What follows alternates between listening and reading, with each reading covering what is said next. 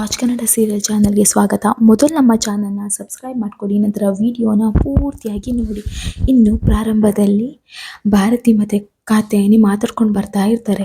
ಇನ್ನು ಮಾತಾಡ್ಕೊಂಡು ಬರ್ತಾ ಇರುವಾಗಲೇ ಮುತ್ತು ಕೂಡ ಬರ್ತಾನೆ. ಆವಾಗ ಭಾರತಿ ಹೇಳ್ತಾಳೆ, ಅಮ್ಮ ನೋಡಮ್ಮ ಅಲ್ಲಿ ಮುತ್ತು ಮಾವ ಬರ್ತಿದ್ದಾರೆ ಅಂತ ಹೇಳ್ತಾಳೆ. ಆಗ ಕಾತ್ಯಾಯಿನಿ ಹೇಳ್ತಾಳೆ, ಏನೇನಿಂದು ಯಾವಾಗ ನೋಡಿದ್ರು ಮುತ್ತು ಮಾವ ಅಂತ ಹೇಳ್ತಿರ್ತೀಯಲ್ವಾ ಅಂತ ಹೇಳ್ತಾರೆ. ಆಗ ಮುತ್ತು ಬರ್ತಾನೆ. ಮುತ್ತು ಬಂದು ಭಾರತಿ ಅಂತ ಕೇಳ್ತಾನೆ. ಆಗ ಭಾರತಿ ಹೇಳ್ತಾರೆ, ಮುತ್ತು ಮಾವ ಏನಿವತ್ತು ತುಂಬ ಖುಷಿಯಾಗಿದ್ದೀರಾ, ಏನಾದರೂ ಸಮಾಚಾರ ಇದೆಯಾ ಮನೆಯಲ್ಲಿ ಅಂತ ಹೇಳ್ತಾನೆ. ಆವಾಗ ಕಾತ್ಯಾಯಿನಿ ಹೇಳ್ತಾರೆ, ಇವ್ರ ಮನೇಲಿ ಅಂಥದ್ದು ಏನೇ ಸಮಾಚಾರ ಇರುತ್ತೆ, ಆ ಥರ ವಿಶೇಷ ಏನೂ ಇಲ್ಲ ಬಿಡಿ ಇವ್ರ ಮನೇಲಿ ಅಂತ ಹೇಳ್ತಾಳೆ. ಆಗ ಭಾರತಿ ಹೇಳ್ತಾಳೆ, ಮಾವ ನೀವು ಆ ಹುಡುಗಿನ ಸೈಕಲಲ್ಲಿ ಕರ್ಕೊಂಡು ಹೋಗ್ತಿದ್ರಲ್ಲ ಅದನ್ನು ನೋಡಿದೆ ಮಾವ, ನೀವು ತುಂಬ ಖುಷಿಯಾಗಿದ್ರಲ್ಲ ಮುತ್ತು ಮಾವ ಅಂತ ಹೇಳ್ತಾಳೆ. ಆಗ ಮುತ್ತು ಹೇಳ್ತಾನೆ, ಭಾರತಿ ಅದು ನನ್ನ ಜೊತೆ ಕೆಲಸ ಮಾಡ್ತಾರಲ್ಲ ಅಮಿತ್ ಬಾಯ್ ಅವ್ರ ತಂಗಿ, ಅವ್ರ ಮನೇಲಿ ಸ್ವೀಟ್ ಮಾಡಿದ್ರಂತೆ, ಅದಕ್ಕೆ ನಂಗೆ ಕೊಡೋಕ್ಕಂತ ಬಂದರು ಅಂತ ಹೇಳ್ತಾನೆ. ಆವಾಗ ಭಾರತಿ ಹೇಳ್ತಾಳೆ, ಏನು ಮಾವ ನಿಮಗೋಸ್ಕರನೇ ಸ್ವೀಟ್ ಮಾಡಿ ತಂದಿದ್ಲ ಅವಳು ಅಂತ ಹೇಳ್ತಾಳೆ. ಆಗ ಮುತ್ತು, ಹಾಗೇನಿಲ್ಲ, ತಗೋ ಸ್ವೀಟ್ ತಿನ್ನು ಅಂತ ಹೇಳಿ ಸ್ವೀಟ್ ತಂದು ಕೊಡ್ತಾನೆ ಮುತ್ತು. ಇನ್ನು ಕಾತ್ಯಾಯಿನಿ ಹೇಳ್ತಾಳೆ, ಎಲ್ಲ ಅವಳಿಗೆ ಕೊಡು, ನನಗೇನು ಬೇಡ ಅಂತ ಹೇಳ್ತಾಳೆ. ನನಗೇನು ಈ ಥರದ್ದೆಲ್ಲ ಇಷ್ಟ ಆಗಲ್ಲ, ಅವಳಿಗಿದೆಲ್ಲ ಇಷ್ಟ, ಅವಳಿಗೆ ಕೊಡು ಅಂತ ಹೇಳ್ತಾಳೆ. ಇನ್ನು ಭಾರತಿ ಹೇಳ್ತಾಳೆ, ಅಮ್ಮ ತಗೊಳ್ಳಿ ಅಮ್ಮ ನೀವು ಕೂಡ ತಿನ್ನಿ ಅಂತ ಹೇಳ್ತಾರೆ. ಆದರೆ ಕಾತ್ಯಾಯಿನಿ ತಿನ್ನೋದಿಲ್ಲ. ಇನ್ನು ಈ ಕಡೆ ಭಾರತಿ ಗಂಡ ಫೋನ್ ಮಾಡಿರ್ತಾರೆ. ಭಾರತಿಗೆ ಹೇಳ್ತಾ ಇರ್ತಾರೆ, ನೀನು ಇವತ್ತೇ ಬಂದುಬಿಡು ಮನೆಗೆ ಅಂತ ಹೇಳ್ಕೊಂಡಿರು. ಭಾರತಿ ಹೇಳ್ತಾ ಇರ್ತಾಳೆ, ನನಗೆ ಗೊತ್ತಿಲ್ಲ, ನಾನು ಇವತ್ತು ಬರೋಲ್ಲ, ನಾನು ನಿಮಗೆ ಹೇಳಿದ್ನಲ್ಲ ನನಗೆ ಸ್ವಲ್ಪ ಇಲ್ಲಿ ಕೆಲಸ ಇದೆ, ನಾನು ಇಲ್ಲೇ ಇರ್ತೇನೆ, ಇವಾಗಂತೂ ಬರೋಕ್ಕಾಗಲ್ಲ ಅಂತ ಹೇಳ್ತಾ ಇರ್ತಾಳೆ. ಅದನ್ನು ಕಾತ್ಯಾಯಿನಿ ಹಿಂದೆಯಿಂದ ನಿಂತ್ಕೊಂಡು ಕೇಳಿಸ್ತಾ ಇರ್ತಾಳೆ. ಇನ್ನು ಕಾತ್ಯಾಯಿನಿ ತುಂಬಾ ಗಾಬರಿ ಆಗುತ್ತೆ. ಇನ್ನು ಕಾತ್ಯಾಯಿನಿ ಹೇಳ್ತಾನೆ, ಅಣ್ಣ ಅಣ್ಣ ಅಂತ ಕರೀತಾಳೆ. ಇನ್ನು ಅವಳ ಅಣ್ಣ ಬರ್ತಾರೆ. ಆಗ ಕಾತ್ಯಾಯಿನಿ ಹೇಳ್ತಾಳೆ, ಅಣ್ಣ ಏನು ಗೊತ್ತಾ, ನನಗೆ ಇವಳು ಲಗೇಜ್ ಎಲ್ಲ ತಂದಾಗಲೇ ಡೌಟ್ ಇತ್ತು, ಇವಳು ನೋಡಿದರೆ ಇಲ್ಲೇ ಇರಬೇಕಂತ ಬಂದಿದ್ದಾಳೆ, ಅಲ್ಲಿ ಇವಳು ಗಂಡ ಕಾಲ್ ಮಾಡಿ ಬಾ ಬಾ ಅಂತ ಕರಿತಿದ್ದಾರೆ, ಆದರೆ ಇವಳು ಅಲ್ಲಿಗೆ ಹೋಗ್ತಾ ಇಲ್ಲ, ಏನೋ ಆಗಿದೆ ಅಣ್ಣ, ಏನೋ ಆಗಿದೆ, ಇವಳು ಸಾಧಾರಣದವಳಲ್ಲ, ಇವಳು ಏನೋ ಮಾಡಿದಾಳೆ ಅಂತ ಹೇಳ್ತಾ ಇರ್ತಾಳೆ. ಆಗ ಅವಳ ಅಣ್ಣ ಹೇಳ್ತಾಳೆ, ಏನು ಕಾತ್ಯಾಯಿನಿ ನೀನು ಸಣ್ಣ ಮಕ್ಕಳ ಥರ ಹಠ ಮಾಡ್ತಿದ್ಯಲ್ಲ, ಏನು ನಿಂದು ಅಂತ ಕೇಳ್ತಾಳೆ. ಆಗ ಕಾತ್ಯಾಯಿನಿ ಹೇಳ್ತಾಳೆ, ಅಲ್ಲ ಅಣ್ಣ ಏನು ಸಣ್ಣ ಮಕ್ಕಳ ಥರ ಮಾಡೋದು, ಅಲ್ಲ ನೀನೇ ಯೋಚನೆ ಮಾಡು, ಇವಳು ಇಲ್ಲಿದ್ದಾಳೆ, ಗಂಡ ಕಾಲ್ ಮಾಡಿ ಬಾ ಅಂತ ಹೇಳ್ತಿದ್ದಾಳೆ, ಆದರೆ ಇವಳು ಹೋಗ್ತಾ ಇಲ್ಲ, ಇಲ್ಲಿ ಏನಿದೆ ಇವಳಿಗೆ ಇಂಥದ್ದು ಕೆಲಸ ಅಂತ ಹೇಳ್ತಾಳೆ. ಆಗ ಅವಳ ಅಣ್ಣ ಹೇಳ್ತಾಳೆ, ನೋಡು ಗಂಡ ಹೆಂಡತಿ ಅಂದರೆ ಜಗಳ 100 ಅಂತಿರ್ತದೆ, ಇವಾಗ ಜಗಳ ಮಾಡ್ತಾರೆ ಆಮೇಲೆ ಸರಿ ಹೋಗ್ತಾರೆ, ಅದಕ್ಕೆ ನಾವು ಮಧ್ಯೆ ಬರೋದು ತಪ್ಪಲ್ವಾ, ನೋಡು ಈಗ ನೀನು ನಿನ್ನ ಗಂಡ ಎಷ್ಟು ಸಲ ಜಗಳ ಮಾಡ್ತೀರಾ, ಇವಾಗ ಸರಿ ಹೋಗಿದ್ದೀರಲ್ವ, ಹಾಗೆಯೇ ಗಂಡ ಹೆಂಡತಿ ಅಂದರೆ ಜಗಳ ಇರಲೇಬೇಕು, ಅದಾದಮೇಲೆ ಅವ್ರು ಸರಿ ಹೋಗ್ತಾರೆ, ಅದರಲ್ಲಿ ಏನು ಯೋಚನೆ ಮಾಡಬೇಡ ಕಾತ್ಯಾಯಿನಿ, ನೀನು ಸುಮ್ಮನೆ ಇದ್ಬಿಡು ಅಂತ ಹೇಳಿ ಅಲ್ಲಿಂದ ಹೋಗ್ತಾನೆ. ಇನ್ನು ಕಾತ್ಯಾಯಿನಿ ಯೋಚನೆ ಮಾಡ್ತಾಳೆ, ಇಲ್ಲ ಅಣ್ಣ ನಾನಂತೂ ಸುಮ್ಮನೆ ಇರಲ್ಲ, ಇಲ್ಲಿ ಏನೋ ಆಗಿದೆ, ಇವಳಿಗೆ ನಾನು ಬುದ್ಧಿ ಹೇಳಲೇಬೇಕು ಅಂತ ಹೇಳ್ಕೊಂಡು ಯೋಚನೆ ಮಾಡ್ತಾ ಇರ್ತಾಳೆ. ಇನ್ನು ಈ ಕಡೆ ಮನೆಯಲ್ಲಿ ಚಂದನ ಹರಿನ್ ನೋಡಿ ಹೇಳ್ತಾ ಇರ್ತಾಳೆ. ಮಹಿ ಕೂಡ ಪಕ್ಕದಲ್ಲೇ ಕೂತ್ಕೊಂಡಿರ್ತಾನೆ, ಕಂಠಿ ಕೂಡ ಕೂತ್ಕೊಂಡಿರ್ತಾನೆ, ನಟರಾಜನು ಅಲ್ಲೇ ಇರ್ತಾನೆ. ಆಗ ಚಂದನ ಹೇಳ್ತಾಳೆ, ಏನು ಮಹಿ ಮುಖ ಒಳ್ಳೆ ಇಂಗದಿಂದ ಮಂಗನ ಥರ ಆಗಿದೆ ಅಂತ ಹೇಳ್ತಾಳೆ. ಅಂದರೆ ಹರಿಗೆ ತಾಂಟ್ ಮಾಡಿ ಚಂದನ ಮಹಿಗೆ ಹೇಳ್ತಾ ಇರ್ತಾಳೆ. ಆಗ ಮಹಿ ಹೇಳ್ತಾನೆ, ಯಾರು ನಾನಾ ಅಂತ ಹೇಳ್ತಾನೆ. ಆವಾಗ ಕಂಠಿ ಹೇಳ್ತಾನೆ, ನೀನಲ್ಲ ಕಣೋ ಹರಿ ಹರಿ ಅಂತ ಹೇಳ್ತಾನೆ.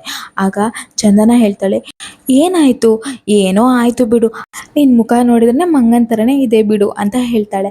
ಆಗ ಹರಿ ಯೋಚನೆ ಮಾಡ್ತಾರೆ, ಅಲ್ಲ ಮೇಡಮ್ಮು ಹೇಳ್ತಾ ಇರೋದು ನನಗೆ ಟಾಂಟ್ ಕೊಟ್ಟು ಮಾತಾಡ್ತಿದ್ದಾರೆ, ನನ್ನ ಮುಖ ಇಲ್ಲಿ ಮಂಗನ ಥರ ಇದೆ, ನಾನು ಹೀರೋ ಥರ ಇದ್ದೇನೆ, ಹೀರೋ ನಾನು ಅಂತ ಹೇಳ್ತಾ ಇರ್ತಾನೆ. ಇನ್ನು ಚಂದನ ಥರ್ಮೋಮೀಟರ್ ತಗೊಬಂದು ನಟರಾಜನ ಹತ್ರ ಬರ್ತಾರೆ. ಅಂಕಲ್ ಜ್ವರ ಈಗ ಹೇಗಿದೆ ಅಂತ ನೋಡೋಣ ಅಂತ ಹೇಳಿ ಬಾಯಿ ಓಪನ್ ಮಾಡಿ ಅಂತ ಹೇಳ್ತಾಳೆ. ಆಗ ಅವನು ಹೇಳ್ತಾನೆ, ಏನಮ್ಮ ಇದು ಸಣ್ಣ ಮಕ್ಕಳ ಥರ ಬಾಯಿ ಓಪನ್ ಮಾಡಿ ಅಂತ ಹೇಳ್ತೀಯಲ್ವಾ ಅಂತ ಹೇಳ್ತಾನೆ. ಆಗ ಚಂದನ ಹೇಳ್ತಾಳೆ, ಅಂಕಲ್ ಜ್ವರ ಟೆಂಪ್ರೇಚರ್ ಎಷ್ಟಿದೆ ಅಂತ ನಾವು ನೋಡಬೇಕು ಅಂತ ಹೇಳಿ ಬಾಯಿ ಓಪನ್ ಮಾಡಿ ಬಾಯಲ್ಲಿ ಥರ್ಮೋಮೀಟರ್ ಇಡ್ತಾಳೆ. ಆಗ ಚಂದನ ಹೇಳ್ತಾಳೆ, ನೋಡಿ ಅಂಕಲ್ ತುಂಬಾ ಜ್ವರ ಕಮ್ಮಿ ಆಗಿದೆ ಅಂಕಲ್ ಅಂತ ಹೇಳ್ತಾರೆ. ಆಗ ನಟರಾಜ ಹೇಳ್ತಾನೆ, ಅಲ್ಲ ಇದೆಲ್ಲ ಏನು ಥರ್ಮೋಮೀಟರ್ ಅದು ಇದು ಅಲ್ಲ ಅಂತ ತಿಳ್ಕೊಂಡು, ಜ್ವರ ಬರುತ್ತೆ ಹೋಗುತ್ತೆ, ಅದಕ್ಕೆಲ್ಲ ಯಾಕೆ ಟೆನ್ಷನ್ ಮಾಡ್ಕೊಳ್ಬೇಕು ಹೇಳಿ ಚಂದನ ನೀನು ಅಂತ ಹೇಳ್ತಾನೆ. ಆಗ ಚಂದನ ಹೇಳ್ತಾಳೆ, ಅಂಕಲ್ ನೀವು ಯಾವತ್ತೂ ಥರ್ಮೋಮೀಟರ್ ನೀವು ಬಳಸಲೇ ಇಲ್ವಾ ಅಂತ ಕೇಳ್ತಾಳೆ. ಆಗ ನಟರಾಜ ಹೇಳ್ತಾನೆ, ಅಲ್ಲಮ್ಮ ಜ್ವರ ಬರುತ್ತೆ ಹೋಗುತ್ತೆ, ಈ ಜ್ವರಕ್ಕೆಲ್ಲ ಯಾರಾದರೂ ಹೆದರ್ತಾರ, ನಾನು ಬಂಡೆಕಲ್ ನಾನು, ನನಗೆ ಇದೆಲ್ಲ ಹೆದರಿಕೆನೇ ಇಲ್ಲ ಅಂತ ಹೇಳ್ತಾನೆ. ಆಗ ಚಂದನ ಹೇಳ್ತಾಳೆ, ಹೌದಾ ಹಾಗಾದರೆ ಈ ಬಂಡೆಕಲ್ಗೆ ಜ್ವರ ಹೇಗೆ ಬಂತು ಅಂತ ಹೇಳ್ತಾಳೆ. ಆಗ ನಟರಾಜ ಹೇಳ್ತಾನೆ, ಅದೆಲ್ಲೋ ದಾರಿ ತಪ್ಪಿ ಬಂದಿರ್ಬೇಕು ಚಂದನ ಅಂತ ಹೇಳ್ತಾನೆ. ಆಗ ಅವಳು ಹೇಳ್ತಾಳೆ, ಆಯಿತು ಬಿಡಿ ಅಂಕಲ್, ದಾರಿ ತಪ್ಪಿ ಬಂದಿದೆ ಅಲ್ಲ, ಅದನ್ನು ಹಾಗೆ ದಾರಿ ತೋರಿಸಿ ಕಳಿಸಿಬಿಡೋಣ ಅಂತ ಹೇಳಿ ಬಂದವಳು ಅವನಿಗೆ ಕಷಾಯ ಕೊಡ್ತಾಳೆ. ಇನ್ನು ಅವನು ಹೇಳ್ತಾನೆ, ಅಯ್ಯೋ ಚಂದನ, ಇದನ್ನು ಕುಡಿಯೋಕ್ಕಾಗಲ್ಲ ಕಣಮ್ಮ ಅಂತ ಹೇಳ್ತಾನೆ. ಅಂಕಲ್ ನೀವು ಕುಡೀರಿ ಅಂಕಲ್, ಇದಾದ್ಮೇಲೆ ನೀವು ಗಂಜಿ ಕುಡಿಬೇಕು, ಮಾತ್ರೆ ತಗೊಳ್ಬೇಕು ಅಂತ ಹೇಳ್ತಾರೆ. ಆಗ ನಟರಾಜ ಹೇಳ್ತಾನೆ, ಅಲ್ಲ ಚಂದನ, ನಿಂಗೆ ಯಾಕೆ ಚಂದನ ನನ್ನ ಮೇಲೆ ಇಷ್ಟು ಕಾಳಜಿ? ನನ್ನ ಮಕ್ಕಳೇ ನನ್ನನ್ನು ಹೇಗಿದ್ಯಾ ಅಂತ ಕೇಳಲ್ಲ, ಅಂಥದ್ರಲ್ಲಿ ನೀನು ನನ್ನ ಬಗ್ಗೆ ಎಷ್ಟು ಕಾಳಜಿ ವಹಿಸ್ತೀಯ ಅಮ್ಮ. ನಾನು ಯಾವ ಜನ್ಮದಲ್ಲಿ ನನ್ನ ತಾಯಿಯಾಗಿ ಹುಟ್ಟಿದ್ಯೋ ಏನೋ, ಈ ಜನ್ಮದಲ್ಲಿ ನಾನು ನಿನ್ನ ಋಣ ಹೇಗಮ್ಮ ತೀರಿಸಲಿ? ಈ ಮನೆಗೆ ಕತ್ಲು ತುಂಬಿದ ಮನೆಗೆ ದೀಪ ಆಗಿ ಬಂದೆ ನೀನು, ನಾನು ಹೇಗಮ್ಮ ನಿನ್ನ ಋಣ ತೀರಿಸಲಿ? ನನ್ನನ್ನು ಇಷ್ಟು ಕಾಳಜಿ ಮಾಡ್ತೀಯಲ್ಲಮ್ಮ ನೀನು ಹೇಳ್ಕೊಂಡು ತುಂಬಾ ದುಃಖದಲ್ಲಿ ಮಾತಾಡ್ತಾನೆ. ಇನ್ನು ಚಂದನಗಂತೂ ತುಂಬಾ ಬೇಜಾರಾಗ್ತದೆ, ಅವಳ ಕಣ್ಣಲ್ಲಿ ನೀರು ಬರುತ್ತೆ. ಇನ್ನು ಹರಿ ಮತ್ತು ಕಂಠಿ ಒಬ್ರನ್ನೊಬ್ರು ನೋಡ್ಕೊಳ್ತಾ ಇರ್ತಾರೆ. ಇನ್ನು ಈ ಕಡೆ ಭಾರತಿ ರೂಮಲ್ಲಿ ಕೂತ್ಕೊಂಡು ಮೊಬೈಲಲ್ಲಿ ಮುತ್ತು ಫೋಟೋ ನೋಡಿಕೊಂಡು ಯೋಚನೆ ಮಾಡ್ತಾ ಇರ್ತಾಳೆ. ಮುತ್ತು ಮಾವ, ನಂಗೆ ಆಗ್ತಿಲ್ಲ, ನಂಗೆ ನಿಮ್ಮನ್ನು ಬಿಟ್ಟಿರೋಕ್ಕಾಗ್ತಿಲ್ಲ ಮುತ್ತು ಮಾವ.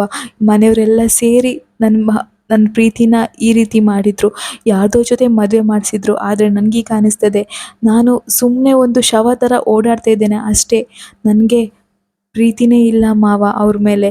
ನಾನು ಏನು ಮಾಡಲಿ ಮಾವ? ನಿಮ್ಮನ್ನು ಎಷ್ಟು ಪ್ರೀತಿ ಮಾಡಿದ್ದೆ ನಾನು, ಆದರೆ ನನ್ನ ಮಾತು ನೀವು ಯಾಕೆ ಕೇಳಿಲ್ಲ? ನನಗಂತೂ ಒಂದು ಅರ್ಥ ಆಗ್ತಿಲ್ಲ ಮಾವ, ನನಗಂತೂ ಇಲ್ಲಿ ಇರೋಕ್ಕೆ ಆಗ್ತಿಲ್ಲ. ಇಲ್ಲ, ನನಗಂತೂ ನಿಮ್ಮನ್ನು ಬಿಟ್ಟು ಇರೋಕ್ಕಾಗ್ತಿಲ್ಲ. ಮದುವೆ ಆಗಿದ್ದೇನೆ, ಆದರೆ ಅವ್ರ ಜೊತೆ ಬದುಕೋಕ್ಕೂ ನಂಗೆ ಆಗ್ತಾಯಿಲ್ಲ, ನನ್ನ ಮನಸ್ಸೇ ಕೇಳ್ತಾ ಇಲ್ಲ. ಇಲ್ಲ ಮಾವ, ನಾನಂತೂ ಇರಲ್ಲ ಅಂತ ಹೇಳ್ಕೊಂಡು ಅವಳು ಕೆಟ್ಟ ನಿರ್ಧಾರ ತಗೊಳ್ಳಿಕ್ಕಂತ ಹೋಗ್ತಾಳೆ. ಇನ್ನು ಅದು ಎಲ್ಲನೂ ಕಾತ್ಯಾಯನ ಕನಸಾಗಿರ್ತದೆ. ಕಾತ್ಯಾಯನಿ ಭಾರತಿ ಅಂತೇಳಿ ಕಿರ್ಚ್ಕೊತಾಳೆ. ಇನ್ನು ಅವಳು ರೂಮಿಗೆ ಓಡಿ ಬರ್ತಾಳೆ. ಆಗ ಭಾರತಿ ಡೋರ್ ತೆಗಿತಾಳೆ. ಆಗ ಭಾರತಿ ಕೇಳ್ತಾಳೆ, ಏನಾಯ್ತಮ್ಮ, ಯಾಕೆ ಈ ರೀತಿ ಓಡಿ ಬಂದು, ಏನಾಯಿತು ಅಂತ ಕೇಳ್ತಾಳೆ. ಆಗ ಕಾತ್ಯಾಯನಿ ಹೇಳ್ತಾಳೆ, ಭಾರತಿ ಅಂತ ಹೇಳ್ಕೊಂಡು ಗಟ್ಟಿಯಾಗಿ ಭಾರತಿನ ಹಗ್ ಮಾಡ್ತಾಳೆ ಕಾತ್ಯಾಯನಿ. ಇನ್ನು ಭಾರತಿ ಹೇಳ್ತಾಳೆ, ಅಮ್ಮ ಏನಾಯಿತು, ಸ್ವಲ್ಪ ಸಮಾಧಾನ ಮಾಡ್ಕೊಮ್ಮ, ಬಾ ಅಮ್ಮ ಒಂಚೂರು ಕೂತ್ಕೋ ಅಂತೇಳಿ ಕೂತ್ಕೊಳಿಸ್ತಾಳೆ. ಇನ್ನು ಕಾತ್ಯಾಯನಿ ಹೇಳ್ತಾಳೆ, ನೋಡು ಭಾರತಿ, ನಾನು ನಿಂಗೆ ಹೊಡೆದಿರ್ಬೋದು, ಬೈದಿರ್ಬೋದು, ಏನೇ ಮಾಡಿರ್ಬೋದು, ಆದರೆ ನೀ ನನ್ನ ಮಗಳು ಕಣೆ. ನಿಂಗೆ ಸ್ವಲ್ಪ ಏನಾದರೂ ಆದರೆ ನಾನು ತಡ್ಕೊಳ್ಳಲ್ಲ ಕಣೆ. ಹೌದು, ಮದುವೆ ವಿಚಾರದಲ್ಲಿ ಏನೇನೋ ಆಯಿತು, ಆದರೆ ಅದೆಲ್ಲ ಆಗಿದ್ದು ನಿನ್ನ ಒಳ್ಳೆಯದಕ್ಕೋಸ್ಕರ. ನಿನ್ನ ಜೀವನ ಚೆನ್ನಾಗಿರಬೇಕು, ನಿಂಗೆ ಯಾವುದೇ ತೊಂದರೆ ಬರಬಾರ್ದು, ನಿನ್ನ ಜೀವನ ಕಷ್ಟದಲ್ಲಿ ಬೀಳಬಾರ್ದು ಅನ್ನೋ ಒಂದೇ ಕಾರಣಕ್ಕೆ ನಾನು ಆ ನಿರ್ಧಾರ ತಗೊಂಡೆ ಭಾರತಿ ನೀನು ಚೆನ್ನಾಗಿರ್ಬೇಕು ಕಣೆ ಅಂತ ಹೇಳ್ಕೊಂಡು ತುಂಬಾ ದುಃಖ ಪಡ್ಕೊಂಡು ಅವಳ ಹತ್ರ ಮಾತಾಡ್ತಾ ಇರ್ತಾಳೆ. ಆಗ ಭಾರತಿ ಹೇಳ್ತಾಳೆ, ಅಮ್ಮ ಏನಾಯ್ತಮ್ಮ, ನನಗೆ ಇವಾಗ ಏನಾಗಿದೆ, ನಾನು ಚೆನ್ನಾಗಿದ್ದೇನಲ್ವಾ ಅಮ್ಮ, ಹೇಳು, ಏನಾದರೂ ಕೆಟ್ಟ ಕನಸು ಬಿತ್ತಾ ನಿಂಗೆ? ಏನು ಕನಸು ಬಿತ್ತಮ್ಮ ಅಂತ ಕೇಳ್ತಾಳೆ. ಆಗ ಕಾತ್ಯಾಯನಿ ಹೇಳ್ತಾಳೆ, ಇಲ್ಲಮ್ಮ, ಯಾವ ಕನಸು ಕೂಡ ಬಿದ್ದಿಲ್ಲ ಅಮ್ಮ ಅಂತ ಹೇಳ್ತಾಳೆ. ಆಗ ಭಾರತಿ ಹೇಳ್ತಾಳೆ, ಆಯ್ತಮ್ಮ ನೀನು ಹೋಗಿ ಮಲ್ಕೋ ಅಂತ ಹೇಳ್ತಾಳೆ. ಆಗ ಕಾತ್ಯಾಯನಿ, ಇಲ್ಲ ಭಾರತಿ, ನಾನು ಕೂಡ ನಿನ್ನ ಜೊತೆನೇ ಮಲಗ್ತೇನೆ ಅಂತ ಹೇಳಿ ಅವಳ ಜೊತೆನೇ ಮಲಗ್ತಾಳೆ. ಕಾತ್ಯಾಯನಿಗಂತೂ ತುಂಬಾ ಭಯ ಆಗ್ತಾ ಇರ್ತದೆ. ಇನ್ನು ಈ ಕಡೆ ಮುತ್ತು ಮನೆಗೆ ಬರ್ತಾನೆ. ಮುತ್ತು ಮನೆಗೆ ಬಂದು, ಅಪ್ಪ ಜ್ವರ ಹೇಗಿದೆ ಅಪ್ಪ ಅಂತ ಕೇಳ್ತಾನೆ. ಇನ್ನು ನಟರಾಜ್ ಹೇಳ್ತಾನೆ, ಜ್ವರ ಎಲ್ಲಿದೆ, ಈ ಚಂದನ ಒಂದ್ರ ಹಿಂದೆ ಒಂದು ಕೊಡ್ತಾನೆ ಇದ್ದಾಳೆ, ನಾನು ತಗೊಳ್ತಾನೆ ಇದ್ದೇನೆ, ಇವಳು ಕೊಡು ಔಷಧಿಗೆ ಜ್ವರ ಅಂತೂ ಓಡಿ ಹೋಗಿದೆ ಅಂತ ಹೇಳ್ತಾನೆ.